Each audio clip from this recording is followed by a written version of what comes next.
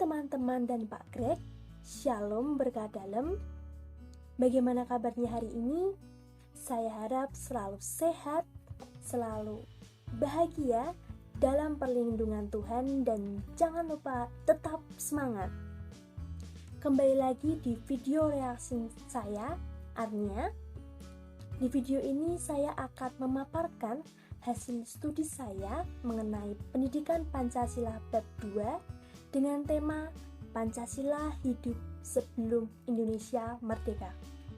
Sebelum itu, marilah kita membuka video ini dengan berdoa. Dalam nama Bapa dan Putra dan Roh Kudus, amin. Allah Bapa yang bertahta di kerajaan surga yang mulia, puji syukur kami haturkan kepadamu karena penyertaan-Mu atas berkat-Mu yang Kau berikan kepada kami. Kesempatan kali ini saya dan teman-teman beserta Pak Greg akan menyimak video reaksi saya mengenai Pancasila. Semoga Engkau selalu melindungi dan menyertai kami agar nilai-nilai Pancasila yang kami pelajari dapat kami terapkan dalam kehidupan kami sehari-hari. Amin. Santo Fransiskus Asisi, doakanlah kami dalam nama Bapa dan Putra dan Roh Kudus. Amin. Pertanyaan prolog mengenai ringkasan bab 2. Ideologi Pancasila yang dicetuskan oleh para perumus memiliki sejarah yang panjang sehingga bisa dicetuskan, mulai dari era prasejarah sampai dengan era kolonial. Di era prasejarah, Indonesia terbentuk dari berbagai lempeng, sehingga mempengaruhi kekayaan flora maupun fauna. Indonesia adalah negara yang sangat subur. Hal ini menumbuhkan kemudahan bagi para penduduk dalam mencari nafkah dan dalam bertahan hidup. Tetapi di sisi lain, menimbulkan ancaman dari pihak luar yang kekurangan dan dapat memanipulasi penduduk asli. Di era prakolonial, sistem kemasyarakatan cukup memadai pada zaman ini adalah kerajaan atau sistem monarki. Sistem monarki ini bukan sistem demokrasi, melainkan pemerintahan yang dipimpin oleh raja. Keputusan hanya diambil oleh raja seorang, tanpa ada campur tangan dari rakyat. Dalam sejarahnya, sistem monarki ini memiliki kelemahan yang kemudian dapat dijadikan oleh kolonialis sarana perdagangan yang menguntungkan. Era kolonial dimulai saat bangsa Eropa melakukan ekspansi dan menemukan Nusantara sebagai penghasil rempah-rempah. Mulailah saat itu bangsa-bangsa lain di Eropa menuju ke Nusantara untuk menguasainya. Penjajahan ini dimulai di tahun 1800 sampai 1940. Banyak peristiwa-peristiwa dan konflik-konflik pribumi dengan para penjajah yang menyebabkan banyaknya korban meninggal, terutama rakyat kecil. Dalam sejarah inilah perlu adanya sistem yang mendukung dan memberi kesempatan bertumbuh dan berkembang bagi semua manusia yang berkonotasi lemah, miskin, kecil, dan teraniaya. Perlunya sistem yang menjunjung keadilan, kemanusiaan, dan persatuan di Indonesia, sehingga dicetuskanlah Pancasila yang merupakan hasil dari proses panjang sejarah tersebut. Lalu kita masuk ke pertanyaan dalam modul. Yang pertama, apa keunggulan dan kelemahan sistem monarki atau kerajaan? Nah, sistem monarki adalah pemerintahan yang dipimpin oleh seorang penguasa yang mutlak, biasanya disebut dengan raja. Dalam sistem ini, raja adalah perwakilan Tuhan yang harus dihormati dan perintahnya adalah kebenaran yang harus dilakukan oleh rakyat. Dengan kata lain, kewajiban raja adalah melindungi rakyatnya, dan kewajiban rakyat adalah mematuhi rajanya. Keunggulannya yang pertama, raja memegang segala pemerintahan dalam sebuah kerajaan tanpa campur tangan rakyat. Yang kedua, pengambilan keputusan tanpa memerlukan waktu yang lama dan tidak berbelit-belit.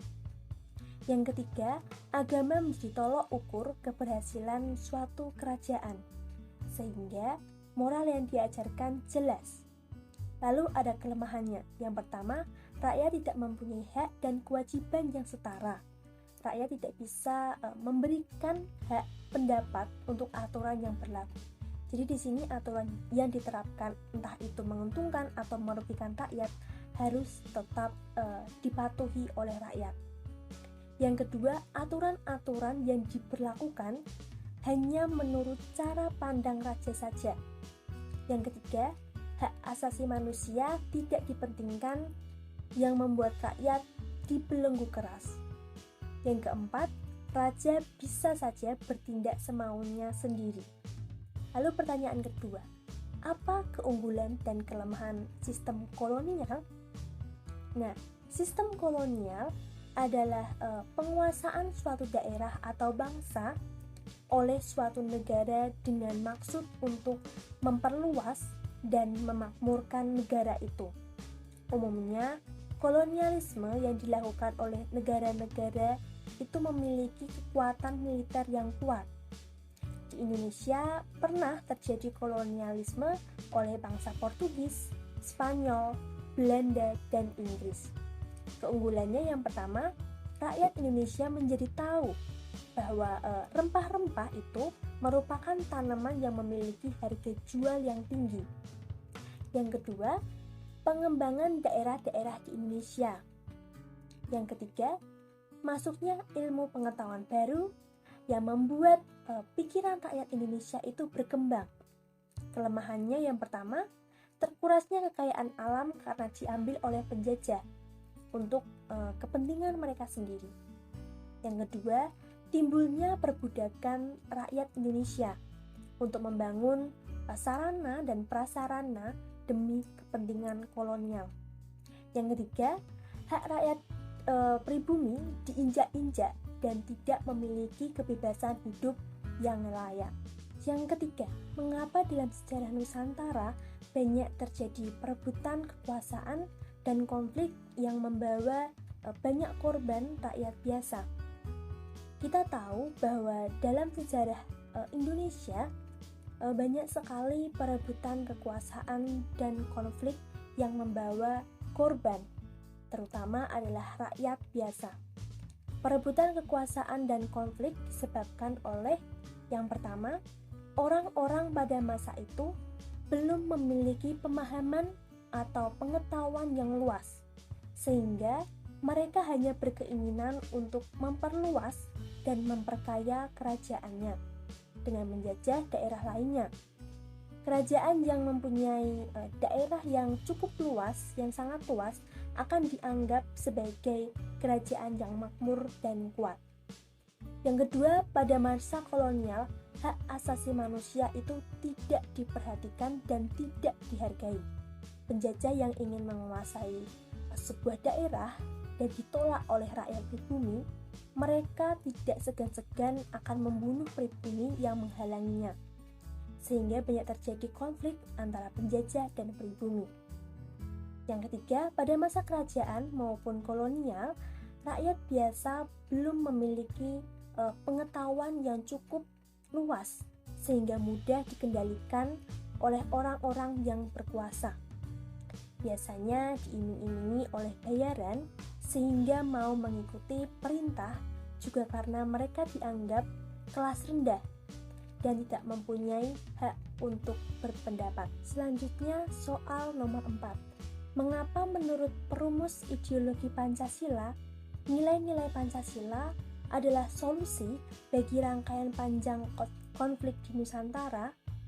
Nah, karena menurut perumus Pancasila yaitu Muhammad Yamin, Muhammad Hatta, dan Insinyur Soekarno, melihat dari sejarah Indonesia terdahulu, perlu adanya persatuan dan kesatuan seluruh rakyat Indonesia.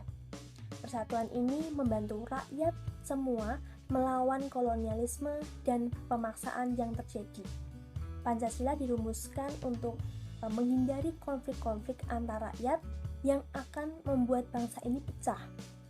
sehingga dengan pemaknaan nilai-nilai Pancasila membuat hidup rakyat menjadi damai.